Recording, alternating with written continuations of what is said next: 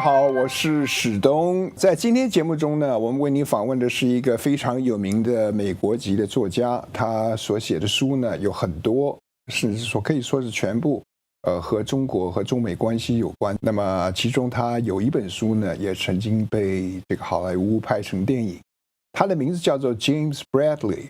在今天节目中呢，我为您介绍的这本书叫做《The China Mirage》。China Mirage 中文怎么翻呢？这本书的中国版呢，他把它翻译成中国幻象，我把它翻译成美国的中国蜃楼。蜃楼就是海市蜃楼的蜃楼。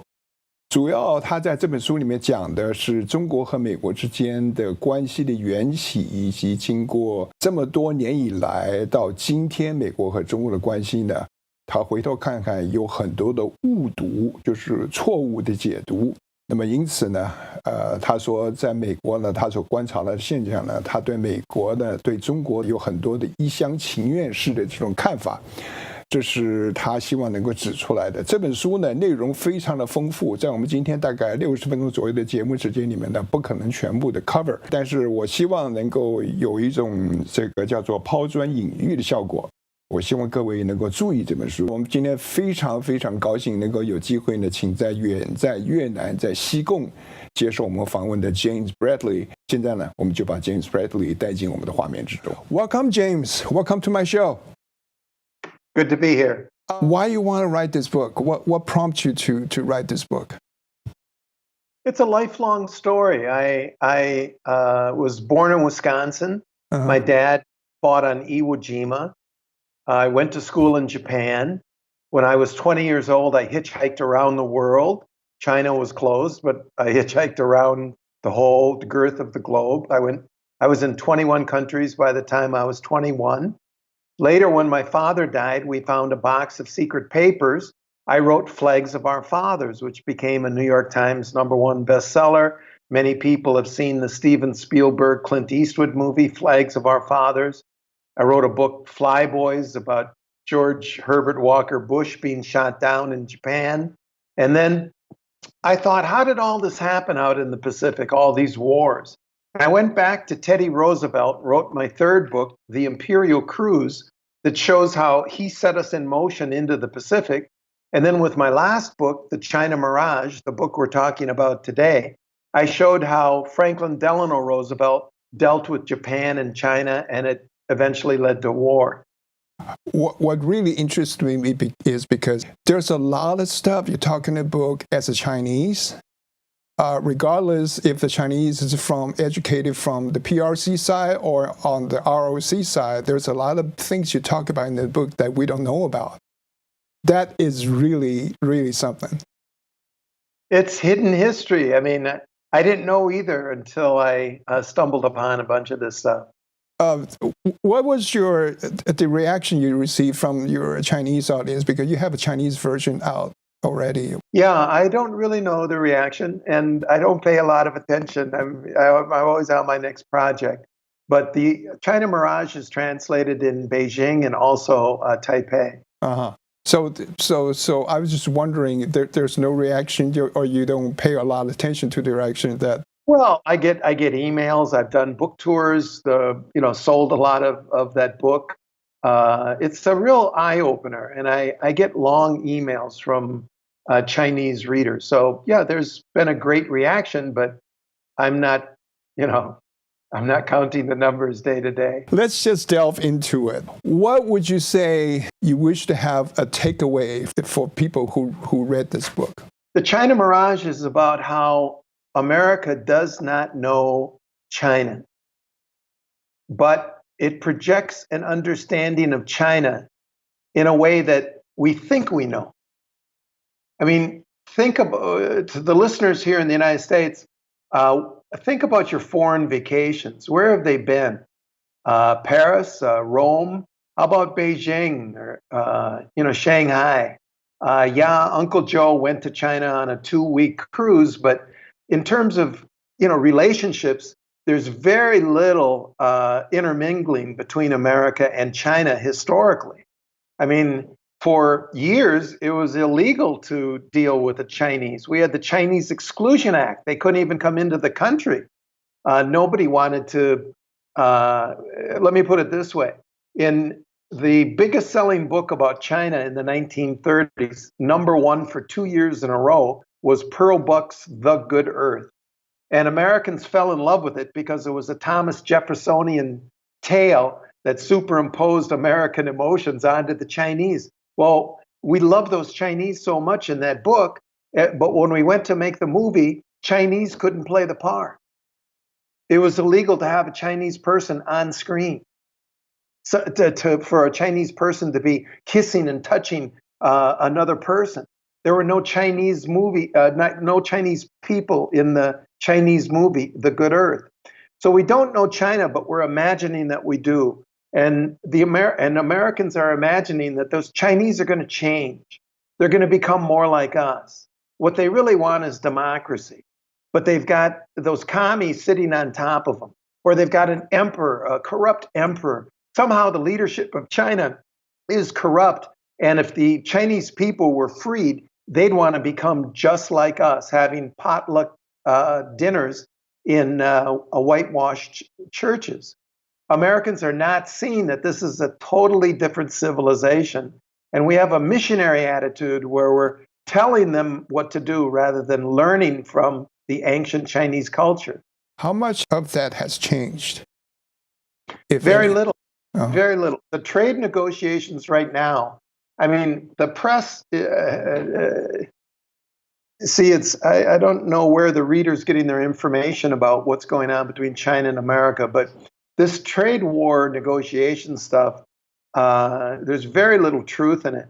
What the truth is that America wants to get under the hood of the Chinese car and station observers in China to observe American ways to insert American ideas into the Chinese culture, and it's ridiculous. And China is saying no. This is not about soybeans. It's about America wanting China to become more like America. It's the China mirage, and it's been going on since George Washington.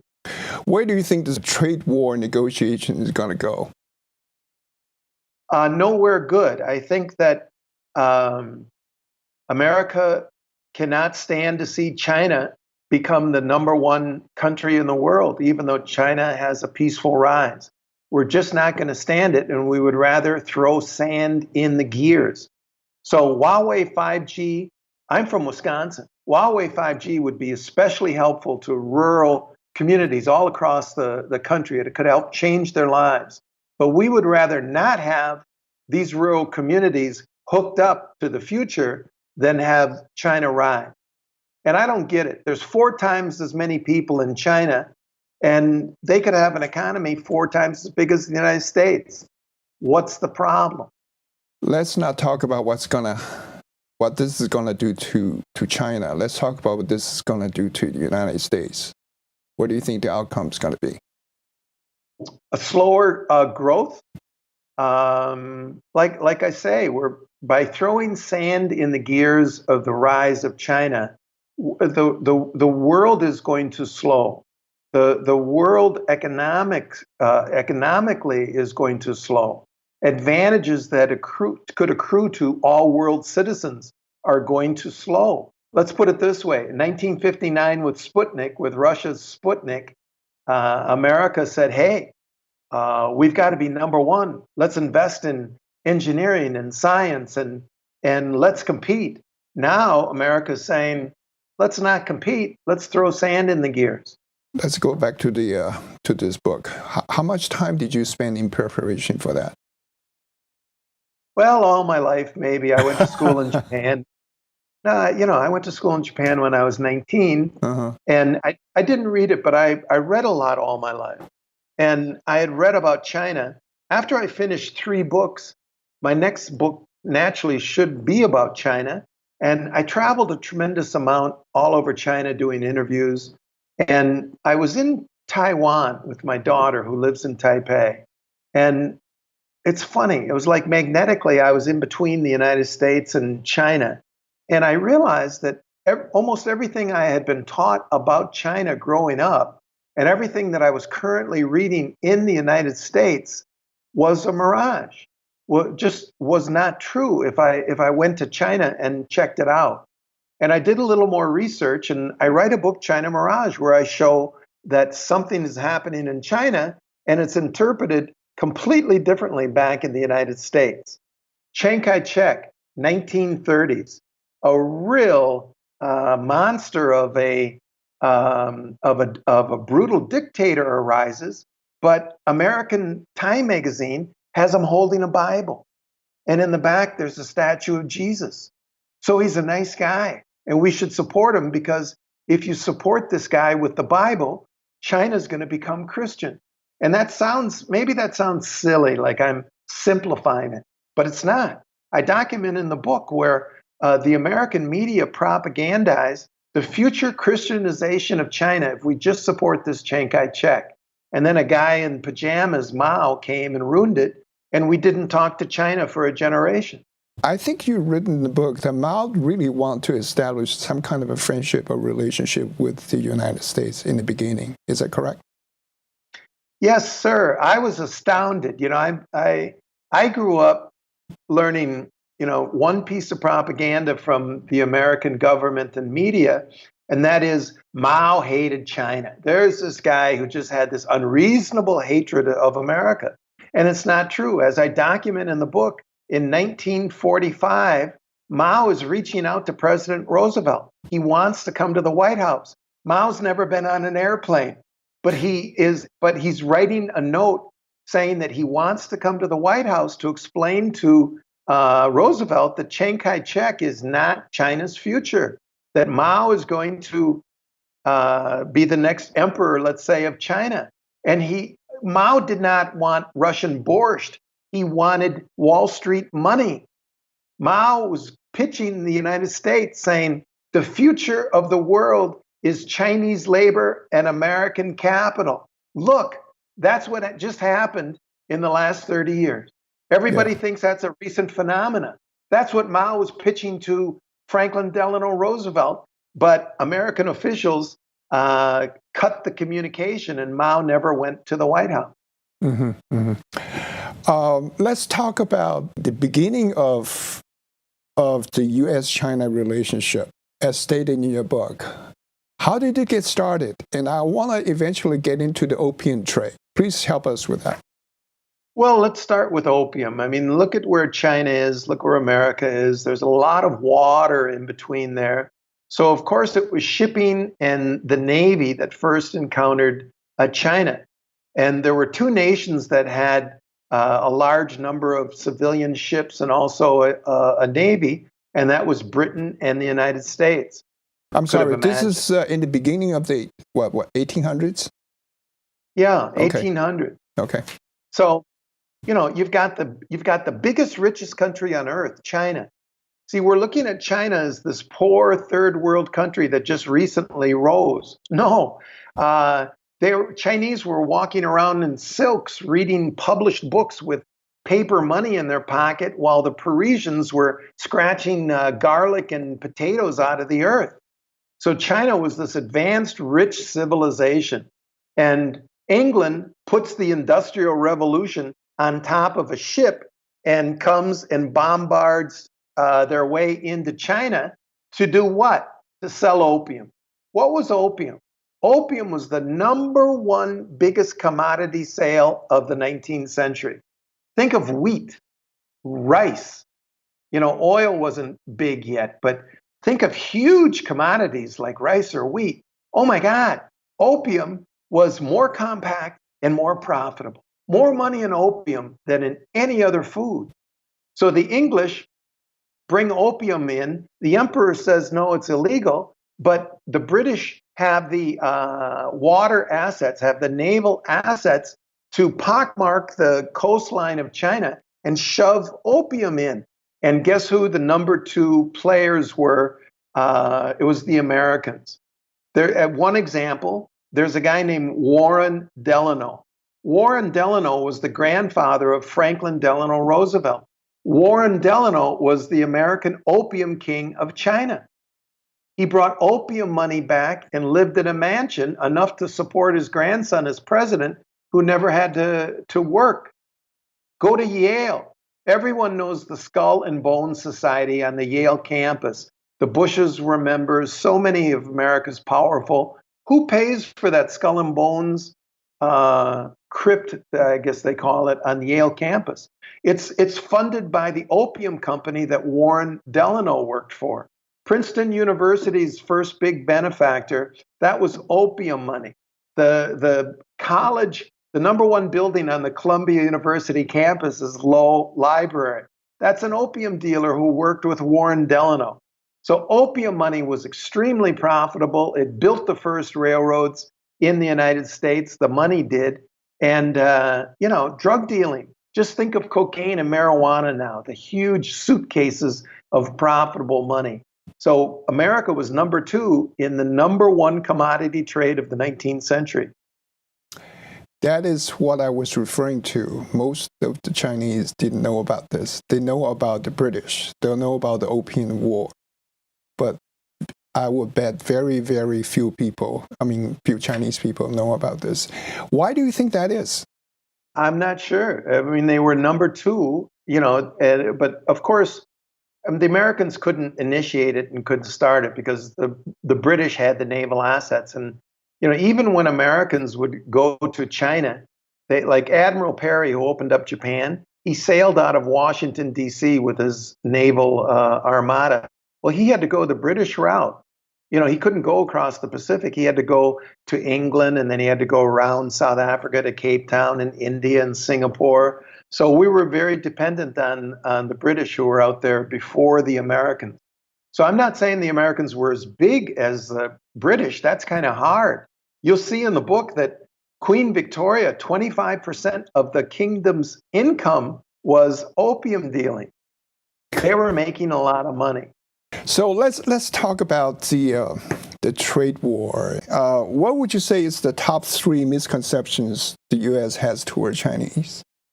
Top three. I think by far the number one is the China mirage, that the Chinese are going to change, and they need to change. We have a superior system. It's democracy. And we're missionaries with a superior religion, superior background. And even though we know very little about China and the Chinese, we know enough that they had better change, and they had better become more democratized. And then we make it up that, those people, most of the Chinese would love to be democratic, but it's those rulers they have on top of them. So if we could just scrape them off, the Chinese people are going to rise up and demand democracy. That's a mirage. That is just wild thinking. Let me give some background to the lack of connectivity. See, some of our listeners are thinking, China, Romania, Italy, England. I know a lot of different countries. No, we're talking about the biggest thing in humanity. We're talking about, historically, the richest, most dominant economy in the history of the world. We're talking about the oldest, biggest civilization in the world. There's only one, and this is China. America in the 1880s enacted the Chinese Exclusion Act. Chinese couldn't come to the United States. Then vigilantes all across the West cleaned the Chinese out. See, if you go to a Clint Eastwood or John Wayne movie and they depict the real West, you'd see a Chinese store and a Chinese hotel and a Chinese stagecoach. The Chinese, after they built the railroad, were out, and they were extremely successful entrepreneurs running a lot of the West until vigilantes just cleaned them out. Now, folks, we're a country that for 100 years or so, it was illegal for a Chinese to come into the country. See, I thought after Mao, in the 1950s, I thought China was closed. It wasn't. China was open to the world. Americans couldn't go there. 0 reporters went to China in the 1950s. 0. One got through. He he didn't sneak into China. China allowed him in, but he evaded American controls. He went to Beijing. He reported on what was happening in China. He came back to the United States, and President Eisenhower took his passport away. The amount of complete non-information that we've had about China is stunning. You've got the 2 biggest countries in the world on either side of the Pacific, and Americans are dreaming about China but don't know China. This is not a criticism. This is coming from an American wishing that we would build better bridges of communication with China. Let's turn the table around. What do you see as the most common misconception from Chinese standpoint towards U.S.? I don't know. I'm not Chinese. Mm-hmm. But in my way of looking at it, I'm over here in Asia, and like I'm right next to Laos. 40% of the country is so full of American bombs that you can't walk there. There's little paths through the countryside of Laos that have been demined and you can walk. You step out that path, you might be blown up. Those aren't Chinese bombs. Those are American bombs. I'm in Vietnam, where an estimated 3 million people, maybe it's 2 million, maybe it was 3 million, a lot of people. I'm supporting Agent Orange and napalm children here. That didn't happen from China. The South China Sea, China does not have a record of aggression there. It was from the South China Sea that John McCain flew his airplane to bomb Hanoi. So, in terms of world peace, America's all the way out here, and China is not off the east coast of New York. China isn't lurking underneath the San Francisco Golden Gate. So I think it's more important, the American attitude towards China, because there's been a lot of violence out here in Asia because of that attitude. I was asking how did the Chinese react to your book? I think the more important question is how did the American react to your book? I don't, exactly know. I write books and they sell, and then I go on to the next book. I wrote because Flags here's of Our why Fathers. I say that, James. Go ahead. Is yours type the book. It's not just novel or things that people can read and forget and put it aside. In my opinion, yours is the type of book that people keep. They should put in their library and then remind them about what you are talking about or what you're trying to tell them. In this particular case, is the China Mirage. So it's more of a long-lasting impact type of book. This is my opinion. That's why I asked the question. Well, thank you. I get a lot of comments saying this should be taught in schools, this has to be in our libraries, and fine, put it in the schools or put it in the libraries. That wouldn't be bad. The information in the China Mirage was a shock to me too. Again, my inspiration was that after going back and forth to China for a few years, I just realized, oh my God, the story is that I'm an educated American with a history degree, and I got fed a load of baloney, a mirage about China. And it's time that we take that veil off. When did you first realize there was a mirage? Well, like I say, I wrote 3 books about Asia. Yeah. I got a degree in history. I thought I knew a little about China, but I had never been there. I started going in 2002. And somewhere around, I'd have to think it out, but like 2008 or 10, I was traveling all over China, north to south, sleeping in caves. I mean, I had 5 interpreters at one point, interviewing veterans and, poking around and looking for a book. And then all of a sudden, I just realized that there was a dynamic where almost everything that I had absorbed from the American side about China was a mirage. It wasn't accurate. Wow. And I showed that in the book. Time magazine in the 1930s is saying, here's a Christian guy America should support. And he had, prisoners and dungeons underneath his feet. But he had learned that if you pose with an American Bible and if you have missionaries around you, that America will support this mirage that China wants to become Americanized. China wants to become Christianized. It's just a very, very successful PR job somebody was doing on behalf of Chiang Kai-shek's government, or he hired somebody to do that. Well, no, you see in the book that there was the Song family Should I tell the whole song story? Yeah, sure. So this is the root of the propaganda supporting Chiang Kai-shek and the money. So Charlie Song is the first Chinese baptized on the East Coast. American missionaries send Charlie Song back to Shanghai to be a missionary. And Charlie Song's a smart kid. He says, this isn't going to work. The Chinese don't want to become Christian, but the missionaries will spend a lot of money on their mirage. So he opens a Bible company. And he says to the missionaries, instead of shipping heavy Bibles over, I'll print them right here. And he gets an agreement from the American Bible Society. He becomes a multimillionaire, has 3 children. He sends them to school in the United States. And this is very rare. Chinese in going to school in America. And they see something. They see the China mirage.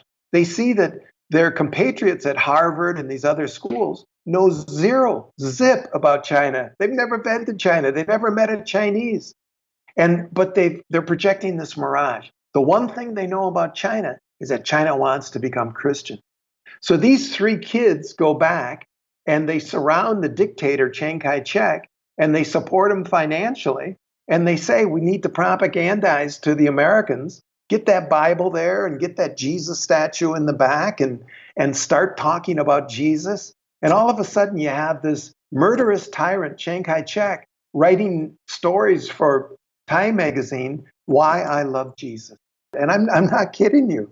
And then Pearl Buck writes a book about a China that Americans love. Pearl Buck was a missionary's daughter. Pearl Buck writes a book where the Chinese love American values. She doesn't say it exactly that way, but reading the commentators at the time, a few of them said, if you put Pearl Buck's book about China in the heartland of Iowa, it would have the same storyline.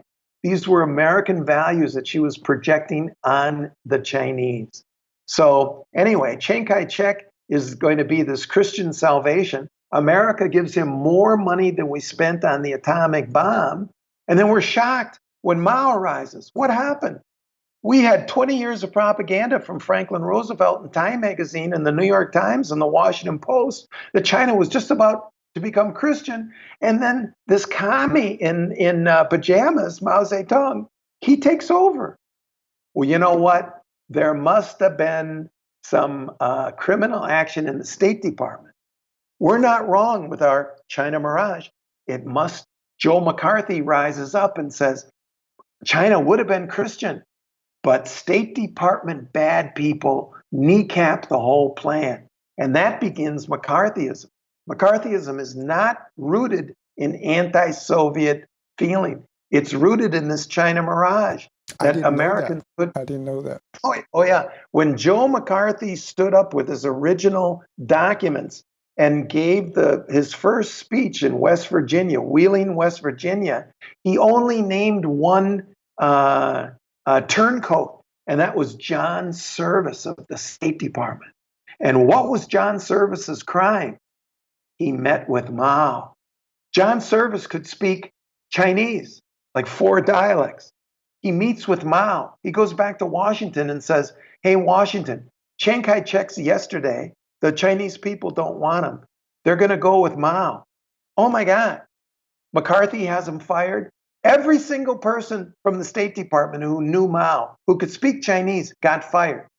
In the 1950s, in the State Department, in the Russian department, you had to speak Russian to get into the Russian department. In the Chinese department, if you spoke Chinese, you got fired. It's true.